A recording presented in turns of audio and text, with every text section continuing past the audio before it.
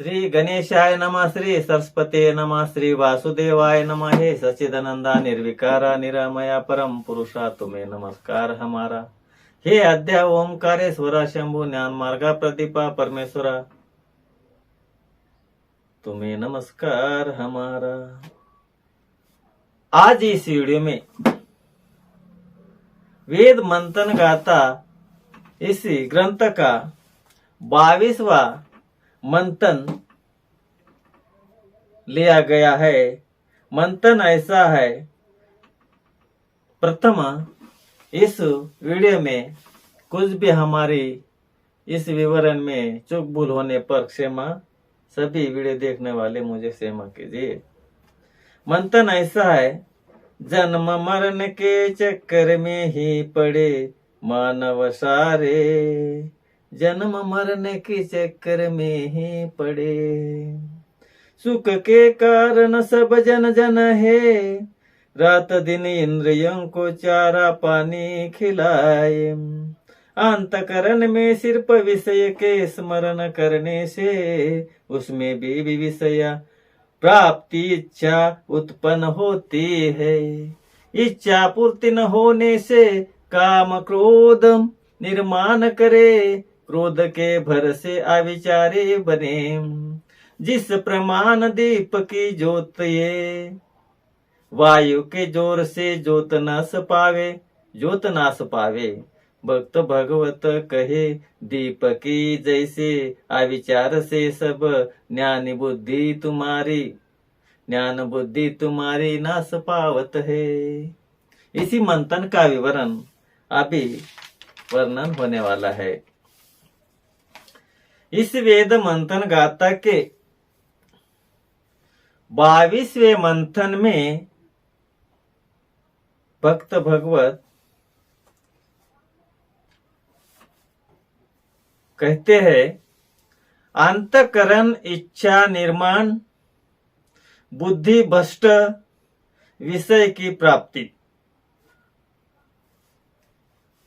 अंतकरण इच्छा निर्माण, बुद्धि भ्रष्ट, विषय की प्राप्ति, इसी के बारे में स्पष्ट विवरण देने वाले हैं। सब विषयों के मूल इस रचना के स्थान पर होते हैं कि इंद्रियों जीतने के लिए हमारे 9 इंद्रियों के जीतने के लिए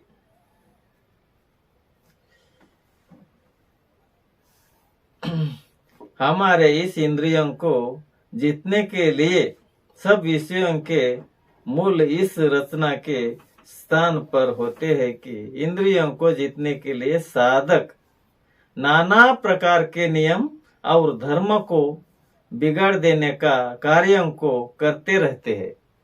क्या करते हैं? हमारे इंद्रियों को साधक बनकर जीतने के लिए नाना प्रकार के नियम और धर्म को बिगाड़ देने का अनेक कार्यों को करते ही रहते हैं। लेकिन टोटकों और मंत्रों को जैसे जखिन भूल कर देते हैं, तंत्रियों और मंत्रियों को, टोटकों को जैसे कि जखिन भूल कर देते हैं, उसके जैसे योग्य को सिद्धि भ्रष्ट कर देते हैं। योग्य को सिद्धि भ्रष्ट कर देते, वो कितना भी ज्ञानी बन जाओ, कितना भी साधक बड़ा हो, सिद्धि प्राप्त होते ही वो भ्रष्ट हो जाता है, उसमें अहंकार पैदा होता है। वो सोचने लगता है अपने आप को मेरे से बड़ा कोई भी नहीं है। सिद्धि प्राप्त होने के बाद वो सोचता है मेरे से बड़ा इस पृथ्वी पर कोई भी नहीं। वैसा अहंकार कदापि नहीं आना चाहिए। क्या वो योग्य हो या संत हो, महापुरुष हो, अहंकार से ही भ्रष्ट होता है। अंतकरण विषयों के ओर सिर्फ स्मरण होने पर भी उस स्मरण करने वाले को क्या होता है?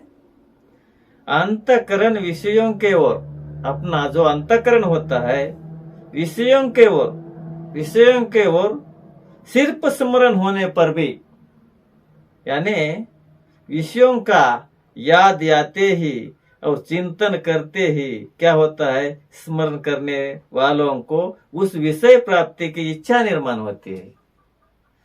विषय प्राप्ति की इच्छा निर्माण होती है। उन्होंने उस कार्य को करना चाहता है, उस विषय का सुख लेना चाहता है, ऐसी इच्छा उनमें निर्माण होती है। वो इच्छा पूर्ति न होने के कारण क्या करता है, वो मानव इच्छा पूर्ति न होने के कारण उसे क्रोध निर्माण होता है। उसी मानव में इच्छा पूर्ति न होने के कारण उनमें क्रोध निर्माण होता है। उसी क्रोध के नशा में क्या करता है, वो मानव उसी क्रोध के नशा में मानव अविचारी बन जाता है। उनमें सुविचार नहीं रहता है, उसकी बुद्धि भ्रष्ट होती है, उसका दिमाग काम नहीं करता है। जैसे कि दीप की जोत जलती हुए, दीप की जोत जलती है, उस जोत को, वो जोत क्या होती है, जोर से हवा आने के नाते, जोर से हवा आने से वो जोत नाश पाती है, हवा से वो जोत नाश पाती है। इसी विषयों के मूल कारण क्रोध आने, इच्छा और द्वेष यही है। इस विषयों के मूल कारण क्रोध यानी इच्छा और द्वेष यही होते हैं। मूल कारण विषयों के क्रोध, इच्छा और दोष यही होते हैं। क्रोध, इच्छा, दोष, क्रोध, इच्छा और द्वेष को अर्जुन हमारे मन से संपूर्णपन से निकालना चाहिए। भगवान कहते हैं अर्जुन को, क्रोध, इच्छा और द्वेष हमारे मन से संपूर्णपन से निकालना चाहिए। निकालने से साधक को विषय बाधा करती नहीं है। काम, क्रोध, इच्छा, द्वेष आदि अहंकार सब हमारे मन से निकालने से हमको, जो मानव साधक है, उस साधक को विषय की बाधा रहती नहीं है, विषय बाधा करती भी नहीं है। जैसे कि आकाश में रहने वाले सूर्य और चंद्र अपने किरण रूप हाथों से जगत के वस्तुओं को स्पर्श करते हैं। अपने किरण रूप हाथों से जगत के सभी वस्तुओं को स्पर्श करते हैं, लेकिन उनके संसर्ग से लुप्त होते नहीं। उसमें संसर्ग से लुप्त होते नहीं, वो इच्छा उत्पन्न करते नहीं, उन पर विषय की आशा रखते नहीं। ऐसे संसर्ग से लुप्त कभी होते नहीं। वैसा ही जो मानव पूर्णता को पहुंचा हुआ है, पूर्णता को पहुंचा हुआ है, वो मानव तो संसार में रहते हुए भी इस संसार से अलुप्त रहता है। मेन बात सत्पुरुष कैसी रहती है, ऐसा मानव वो संसार में रहते हुए भी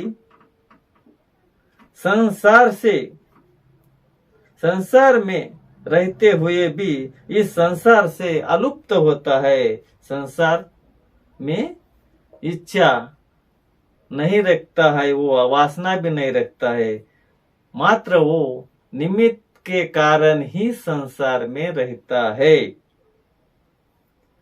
अर्जुन, उस मानव के मन में संपूर्ण शांति वास करते रहती है, सदा हमेशा नित्यादीन संपूर्ण शांति ही वास करते रहती है।